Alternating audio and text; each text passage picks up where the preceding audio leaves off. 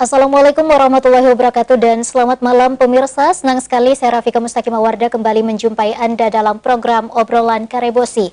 Dan seperti biasa selama 60 menit ke depan kami akan menemani Anda, tentu saja akan membahas tema yang lagi hangat diperbincangkan. Dan tema kita pada edisi hari ini terkait usut tuntas dugaan korupsi Smart Toilet. Selebes People, kasus dugaan penyalahgunaan anggaran Smart Toilet di beberapa kecamatan di Kota Makassar hingga kini terus bergulir. Kejaksaan Pelabuhan Makassar telah memeriksa setidaknya 31 orang dalam kasus tersebut, antara lain dari Dinas Pendidikan, pelaksana proyek, dan pihak sekolah. Dana pembangunan proyek tersebut berasal dari APBD Kota Makassar tahun 2018. Anggaran itu digunakan untuk membangun smart toilet di 10 sekolah dengan rincian 6 sekolah dasar dan 1 SMP di Kecamatan Ujung Tanah dan 3 sekolah di Kecamatan Wajo. Nah, seperti apa kemudian menyikapi kasus dugaan korupsi smart toilet ini? Nah, di studio kami telah menghadirkan dua narasumber yang berkompeten di bidangnya masing-masing. Langsung saja saya ingin menyapa narasumber saya yang pertama, ada Pak Andi Cibu Matingara SHMH selaku Sekretaris PBHI Wilayah Sulawesi Selatan. Assalamualaikum Pak Cibu. Waalaikumsalam. Sehat Pak ya? Alhamdulillah. Baik, saya juga ingin menyapa narasumber saya yang kedua, ada Pak Tri Suhendra Arbani SHMH selaku Ketua Divisi Korupsi Lembaga Hukum Pidana dan Korupsi UIN Alauddin Makassar. Assalamualaikum Pak Tri. Waalaikumsalam, selamat malam. Sehat Pak? Alhamdulillah sehat. Alhamdulillah. Baik, terkait dengan tema kita pada edisi hari ini, usut tuntas dugaan korupsi smart toilet, saya terlebih dahulu ke Pak Cibu. Pak Cibu, bagaimana kemudian tanggapan Anda terkait dengan kasus dugaan korupsi di smart toilet ini yang menelan anggaran atau kerugian negara ini mencapai 19 miliar rupiah? Ya, terima kasih atas kesempatannya. Ya, dari beberapa waktu terakhir ini kan kita dipenuhi dengan isu korupsi terkait dengan smart toilet ini.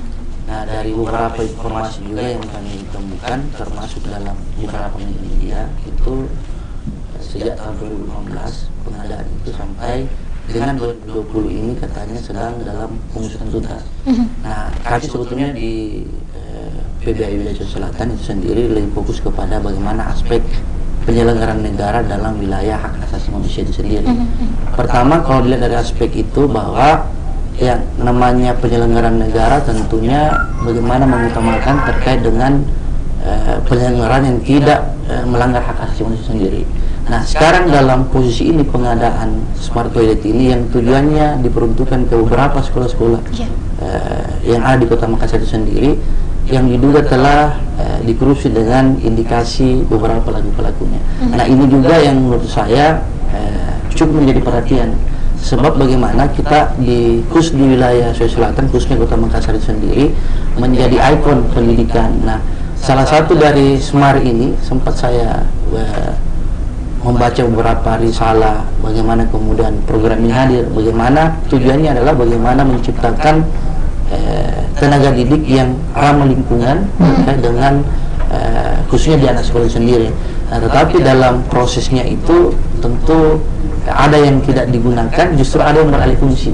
Nah, ini yang menjadi persoalan. Saya tidak mau bahas terkait dengan bagaimana proses penyidikannya apa dan lain-lain, tapi saya mau lihat bahwa kalau seperti itu kejadiannya, bahwa memang ada proses kejanggalan di sini.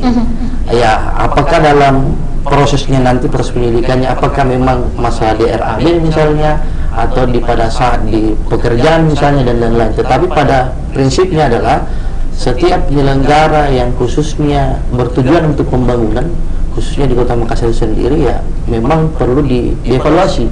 Kalau misalnya dari 2018 sampai 2022 ini, kenapa baru sekarang misalnya mencuat? Ya mungkin karena baru sekarang baru muncul, karena banyaknya toilet smart ini yang tidak terpakai, sehingga itulah yang kemudian memancing riak-riak dari media maupun sampai masyarakat sendiri. Mungkin begitu. Oke, saya ke Pak Tri. Bagaimana tanggapan Anda kemudian dengan adanya kasus penyalahgunaan anggaran untuk smart toilet ini, Pak Tri? Oke. Kalau kita lihat judulnya smart toilet, tetapi kalau kita lihat pada pelaksanaannya tetap saya pikir tidak sesmart di pelaksanaannya kan. Saya ingin mengatakan bahwa di birokrasi hari ini atau bidang pemerintahan hari ini hampir semua aspek itu sangat rentan untuk adanya tindakan korupsi. Jadi hampir semua aspek, saya yakin kan hampir di semua aspek itu sangat rentan untuk dilakukan tindakan korupsi di dalamnya. Mengapa demikian? Karena ada banyak ruang-ruang yang kemudian dalam sistem kita itu begitu lemah, sehingga untuk melakukan tindakan korupsi itu semakin nyata tiap hari. Yang kedua, kalau kita lihat misalnya saya coba telusuri dari mana sih sumber anggaran Smart Toilet ini. Kemudian saya dapatkan dari beberapa sumber bahwa dia bersumber dari dana insentif daerah. Dan insentif daerah ini kan sumbernya dari APBN langsung gitu. Dan kalau kita lihat, ada juga kasus yang sama seperti yang terjadi di Bali, itu korupsi DID juga, dengan sumber dana insentif daerah juga. Di Bali misalnya itu dia korupsinya karena di tabungan Bali ini dia menyuap salah satu di Kementerian Keuangan agar kabupatennya mendapatkan dana insentif daerah. Tetapi yang terjadi di Makassar itu kita sudah diberikan dana, tetapi dananya kemudian dalam proses yang terjadi hari ini masih dalam dugaan ya, karena untuk mengindikasikan suatu proyek itu ada tindakan korupsinya itu dilihat dari kerugian negara yang ada. Sekarang kan dalam masih penyidikan, dihitung kerugian negaranya. Kalau ada kerugian negara di dalamnya, bisa kita pastikan ada tindakan korupsi.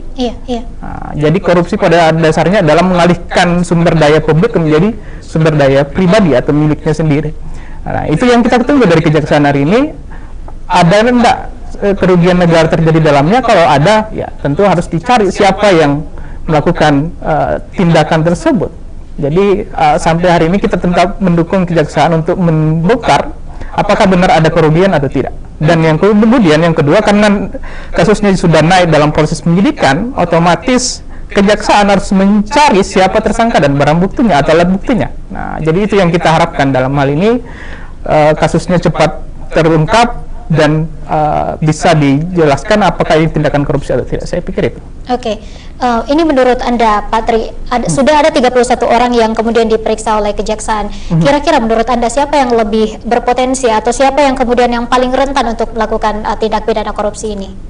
Untuk merujuk siapa yang lebih berpotensi, saya pikir ini kita menunggu dulu dari kejaksaan di aspek yang mana, karena dalam suatu tindakan korupsi itu biasanya tidak sendiri. Biasanya dia terencana dari awal. Bahkan saya mengambil di contoh kasus lain ya, tidak kasus ini di salah satu kabupaten atau daerah lain ada satu pembangunan proyek, dan di proyek tersebut ada terjadi kerugian negara di dalamnya. Usut ternyata pas proses pelelangan dan sampai pelaksanaan ada deal di belakang terjadi. Nah, disitulah kemudian titik lemah dari sistem kita. Ada titik untuk deal sebelum lelang itu terjadi. Jadi ini bisa menjadi pelajaran di semua aspek, khususnya pengadaan barang dan jasa pembangunan konstruksi, karena disitulah sumber korupsi terbesar yang ada terjadi di saat ini. Oke. Saya kemudian ke Pak Cibu. Pak Cibu, ini untuk proses pemeriksaan ataupun kasus ini terendus mulai dari 31 Juni kemarin, dan sekarang mulai dari 21 sekarang bertambah menjadi 31 orang. Bagaimana kemudian tanggapan Anda? Ya, kalau bertambahnya jumlah, saya rasa itu wajar-wajar saja, karena memang dalam perilaku korupsi itu bisa dilakukan dengan sendiri maupun dilakukan secara bersama-sama. Tapi dalam histori tindak pidana korupsi itu tidak mungkin sendiri, justru berkaitan.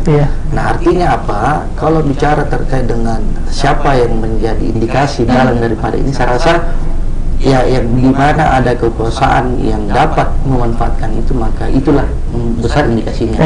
Ya, kita masih berduga apakah memang pelaksanaannya kah, tendernya kah, ataukah misalnya dalam proses sebelum terjadinya tender ada suap penyuap apa dan lain, akhirnya mempengaruhi bagaimana RAB itu yang disusun. Saja seperti itu. Artinya yang saya mau sampaikan adalah siapa saja bisa dari aspek mana saja bisa, tergantung bagaimana hasil penyidikan. Nah, yang kita harapkan misalnya dari beberapa elemen, khususnya di kita sendiri PBI Sulsel itu, bagaimana mendorong kasus ini justru mendapatkan titik terang yang seterang-terangnya. Karena saya rasa dalam tindak pidana korupsi itu juga, artinya sejak lahirnya undang-undang tindak pidana korupsi itu tidak pernah habis, justru rating itu bertambah, dan ada saja motifnya. Sehingga dalam penegakan hukum baik kejaksaan maupun kepolisian dan majelis hakim ya harus betul-betul objektif dalam menindaki persoalan kasus korupsi ini. Oke, jadi pada intinya adalah semua berpotensi. Oke, nanti kita akan lanjutkan setelah pesan-pesan berikut ini. Tetap bersama kami di Obrolan Karebosi.